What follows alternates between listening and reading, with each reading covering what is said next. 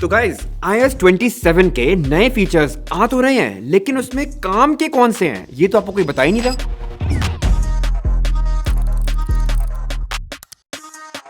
और guys Apple अपने WWDC event में Siri AI की इतनी बातें करी कि काम की चीजें तो बताना भूल ही गया। कोई बात नहीं, मैं बताता हूँ। और गाइस पहले मैं आपको बताऊंगा क्या कूल चीजें हैं जो आने वाली हैं, फिर बताऊंगा कुछ ऐसी चीजें जो उनको बहुत सालों पहले ठीक कर देनी चाहिए थी, और फिर एक ऐसी बात बताऊंगा जिससे शायद आपको iOS 27 पे अपग्रेड करने का मन ही ना करे और कोई आपको ये बता भी नहीं रहा है। खैर शुरू करते हैं कूल चीजों के साथ।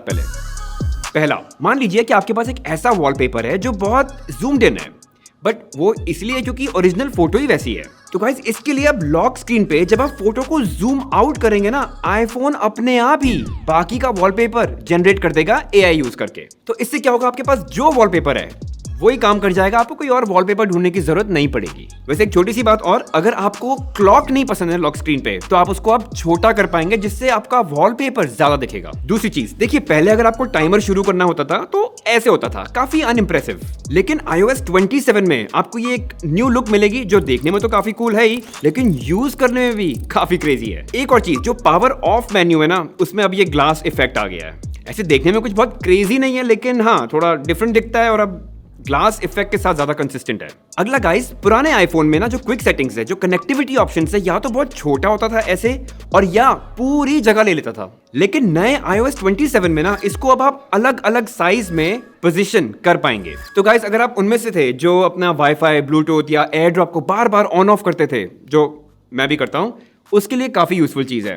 वैसे इसकी जो नेटिव एप्स हैं जैसे फोटोज, कैलेंडर वगैरह, उनमें काफी इंप्रूवमेंट्स आए हैं।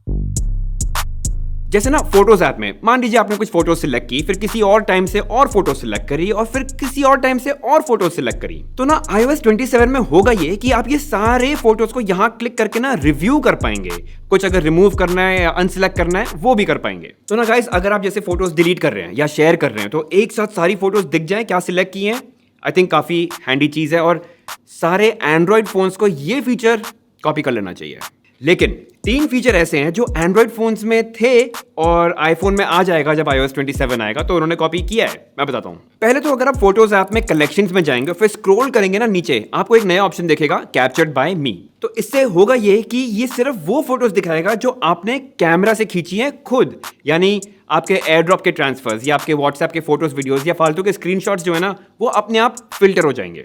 वैसे इसको क्विकली एक्सेस करने का एक तरीका यहां से भी है, आप बस इसको टैप कर सकते हैं।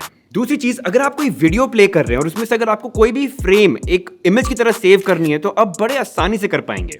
और पहले इसके लिए आपको एक स्क्रीनशॉट लेना होता था, लेकिन ये वाला जो प्रोसेस है अब काफी क्लीन है। और तीसरा, अगर आप कोई वीडियो प्ले कर रहे हैं ना, तो उसके सबटाइटल्स अपने आप जनरेट हो जाएंगे। अगेन कुछ एंड्रॉइड फोन्स में तो ये पहले से था ही, बट अब इसमें भी आ गया है। लेकिन आईफोन आपको ऑप्शन देगा कि आप अलग अलग कैप्शन स्टाइल भी सेट कर सकते हैं या खुद का एक क्रिएट भी कर सकते हैं। बस एक इशू है कि ये फोटोज ऐप में ही अगर आप वीडियो प्ले करें तो ही काम करेगा, ये अदरवाइज किसी भी और प्लेयर पे या यूट्यूब ऐप में नहीं काम करेगी, जैसे एंड्रॉइड में कुछ फोन्स में होता है। अब गाइस अगर आप क्रोम के अलावा सफारी यूज करते हैं आईफोन पे, तो 2-3 चीजें चेंज हुई हैं अच्छे के लिए। पहली बात तो सारे बुकमार्क्स, रीडिंग लिस्ट और हिस्ट्री के आइकन्स अब टॉप में आ गए हैं, इजी एक्सेस।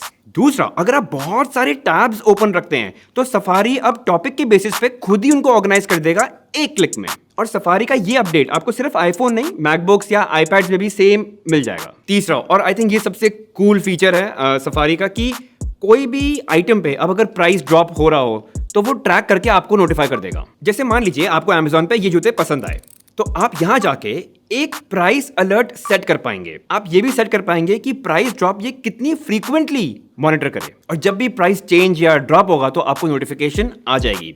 वैसे ये सारी चीजें कोई प्लगइन या एक्सटेंशन के थ्रू अलग से इंस्टॉल करके आप अचीव कर सकते थे, लेकिन अब ये नेटिवली हो सकता है।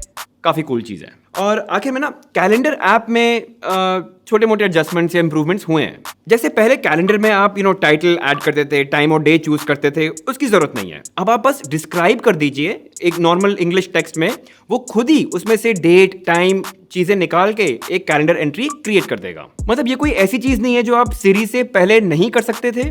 लेकिन बस ये कि अगर आप ऐसी जगह बैठे हैं जहाँ पे आप प्रॉम्प्ट नहीं दे सकते, सिरी को आप नहीं बोल सकते, तो अब आप जाके बस टाइप कर दीजिएगा, वहाँ पे हो जाएगा। एनीवे गाइस, ये तो वो चीज़ें होगी जो मुझे कूल लगी या नई लगी, जो पहले नई थी आईफोन में। अब कुछ ऐसी चीज़ें बताता हूँ जो वो iOS 27 में लेके तो आ रहे हैं, लेकिन बहुत लेट, बहुत पहले आ जानी चाहिए थी। जैसे कि पहले तो गाइस, अगर आप साउंड एंड हैप्टिक सेटिंग्स में जाएंगे, आप देखेंगे कि जो रिंगटोन का वॉल्यूम है वही वॉल्यूम अलार्म्स के लिए भी है और वही वॉल्यूम आपके नोटिफिकेशंस के लिए भी है। लेकिन iOS 27 में अब आप अलग वॉल्यूम लेवल सेट कर सकते हैं अलार्म्स एंड टाइमर्स के लिए और अलग वॉल्यूम लेवल सेट कर सकते हैं नोटिफिकेशंस के लिए। तो बेसिकली तीनों वॉल्यूम अब इंडिपेंडेंटली सेट हो सकती हैं। अब देखिए गाइस, ये कितनी बेसिक सी चीज है ना। अब ऑब्वियस सी बात है कि आप चाहेंगे कि आपके रिंगटोन की वॉल्यूम लाउड हो और जो नोटिफिकेशन की वॉल्यूम है जो बार बार आती रहती हैं वो इतनी लाउड ना हो। अब ये फाइनली आप आईफोन में 20 साल बाद कर सकते हैं। Thank you Apple. और दूसरी चीज ये है कि आप कोई भी चीज कहीं से भी कॉपी करें ना, एप्पल कीबोर्ड में डायरेक्टली अब एक पेस्ट करने का ऑप्शन आ गया है। पहले की तरह नहीं है कि आपको पहले टैप करना पड़ेगा और फिर पेस्ट क्लिक करना पड़ेगा। अगेन, एंड्रॉइड में बहुत टाइम से था, बट फाइनली अब आईफोन में भी आ गया है और ये सब चीज़ों के लिए काम करता है, चाहे लिंक्स हो, डॉक्यूमेंट्स हो या फोटोज हो। तो देखिए गाइस, क्या क्या कूल चीज़ें आ रही हैं बता दी मैंने। क्या चीज़ें ऐसी थी जो बहुत पहले आ जानी चाहिए थी लेकिन फाइनली अब आ रही हैं, वो भी बता दिया। लेकिन एक तीसरी चीज़ है जो एप्पल ने स्टेज पे कही थी, Shared Albums now supports full resolution sharing. As if बहुत कूल चीज़ है लेकिन बहुत बड़ी प्रॉब्लम है। तो ये कह रहे हैं कि अब आप फोटोज एंड वीडियोस को फुल रेजोल्यूशन में ही अपने शेयर्ड एल्बम में अपलोड कर सकते हैं। अच्छी चीज है, बहुत अच्छी बात है। लेकिन एक बात वो आपको बताना या तो भूल गए या जानबूझकर उन्होंने बताई नहीं। मैं बताता हूं। इससे ना एक अनलिमिटेड स्टोरेज का हैक था जो अब नहीं मिलेगा। देखिए, अभी तक तो आप अपनी कुछ फोटोज को सिलेक्ट करके एक शेयर्ड एल्बम में ऐड कर सकते थे। उन फोटोज को अपने खुद के फोन से डिलीट करके फोन की स्टोरेज फ्री कर सकते थे और ये फोटोज एंड वीडियोस एप्पल के iCloud में रहती थी, आपके iCloud में नहीं। तो एक तरह से इसको क्लाउड पे स्टोर करना फ्री था। इसका बस एक ही डाउन साइड था कि फोटोज जो है फुल रेजोल्यूशन पे नहीं जाती थी। लेकिन कोई बात नहीं, काफी लोगों के लिए ये काफी क्रेजी हैक था कि बस शेयर्ड एल्बम में फोटोज को अपलोड करके छोड़ दो, ना आपकी iCloud की स्टोरेज जा रही है ना फोन की स्टोरेज जा रही है। अब खत्म। अब अगर आप iOS 27 के थ्रू एक शेयर्ड एल्बम बनाते हैं, आपसे ये पूछेगा कि क्या आप इसको टेम्पररी एल्बम बनाना चाहते हैं, मतलब ये एल्बम 30 दिन बाद खुद ही उड़ जाएगा। और अगर नहीं बनाना चाहते यानी परमानेंट करना चाहते हैं तो ये आपके iCloud की स्टोरेज की स्पेस खाएगा। तो देखा, फुल रेजोल्यूशन तो मिल गई आपको, लेकिन या तो वो 30 दिन रहेगी और फिर डिलीट हो जाएगी, और या तो वो आपके iCloud की स्टोरेज खाएगी। जो वो बीच का ऑप्शन था ना of low resolution and unlimited storage, गया। फिलहाल गाइज, जो अभी के शेयर्ड एल्बम्स हैं, या अगर आप iOS 26 यूज करके और शेयर्ड एल्बम्स क्रिएट करेंगे और उनमें अगर फोटोज और वीडियोस डालना चाहते हैं, तो ये नॉनसेंस जो है अभी एप्लीकेबल नहीं है। लेकिन हमेशा ऐसा रहेगा, देखो ये मैं तो नहीं बता सकता। जनरली जहाँ तक देखा है मैंने, एप्पल स्टोरेज को लेके, iCloud को लेके और इन जनरल पैसों को लेके काफ़ी लालची रहता है। लेकिन खैर गाइज, यही कुछ फीचर्स थे जो मुझे iOS 27 में लगे बताने लायक, जिससे आपकी एक्चुअल यूसेज पे इम्पैक्ट आ सकता है। और देखिए, ये सिर्फ डेवलपर बीटा है अभी, तो अभी हो सकता है पब्लिक बीटा में और फीचर्स आए, हो सकता है जो फाइनल लॉन्च होगा उसमें और भी फीचर्स आए।